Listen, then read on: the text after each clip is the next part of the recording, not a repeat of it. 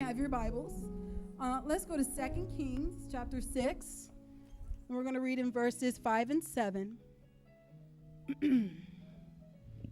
And so this story starts off, we're talking about the prophet Elisha and the school of the prophets, and they're wanting to build a school. They're wanting to make their place bigger, and so the people are going out towards the Jordan River to cut some wood.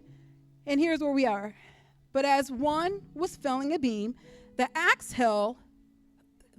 head fell into the water, and he cried, "Alas, master, for it was borrowed." And the man of God said, "Well, where fell it?" And he showed him a place. And so he cut down a stick and cast it hither, and the iron did swim, meaning it floated. Therefore he said, "Take it up to thee." And he put it on his hand and took it up. You may be seated. My co-workers can probably attest to this, but I'm infamous for losing my keys. I lose my keys very, very quickly. I could be doing something, set it down, and before you know it, I'm searching all over the place, whether at work or at home, for my keys. But one thing I've learned through the many years of doing so that, yes, I'll go back and I'll trace my steps, but one thing I do now is I stop and I say, "Lord, you know exactly where my keys are at. You're looking at my keys right now. So if you could, walk me over to where my keys are," and I guarantee you every time I find my keys. But I thought about that, and in preparing for this message, I couldn't help think about the thought, he's a God of recovery. He's a God that cares about the things that we've lost. In our passage tonight, the servant lost his axe head while he was doing work for the kingdom. He was excited. He was motivated about building a new place for the ministry. And without notice, that very tool he needed breaks. The very essential axe head falls into the Jordan River. And I've learned as I've gotten older, unexpected things happen in life. It's what makes it life. We don't control those things.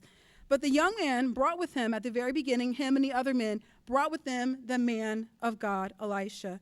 And that's such a reminder to make sure that whatever endeavors we do in life, to bring God with us. So when trouble arises, God can be the very first one that we can go to, i.e. my lost keys. So we see again this example again in the New Testament when Jesus is on the boat with his disciples. A storm rises up and they're worried. But the very first thing they remembered was that God was with him. He was on the boat. And so it's a very simple thought that I have tonight. But when life doesn't pan out the way that we think that it should, rest assured, God will not abandon us. John 14 says that I will not leave you comfortless. I will come to you. So our story, of course, had a happy ending. Against all laws of science, that heavy axe head floated to the very top where the man was able to retrieve it. I'm sure each of us can probably think of something that we've lost. Something spiritual, maybe our joy, maybe our confidence, maybe our hope, something that we've lost. And just like we would do if we lost something natural, go back to the place where you remember it was and say, "Lord, this is where I lost, but this is what I want you to help me find again." I believe that God is in the business of making things float up again. So I encourage you tonight, don't let your purpose, your gifts, your passion for the kingdom work fade away because something seems to have fallen apart. Don't lose hope in what God can do in you because there's still work in you. Despite what 5 years ago did, despite what 20 years ago did, there's still work in you. God can recover hope. God can recover peace. God can recover joy. God can recover whatever it is that you need. And it's possible that even now, before this night is over, I believe that a lot of us will find some lost things. In Jesus' name.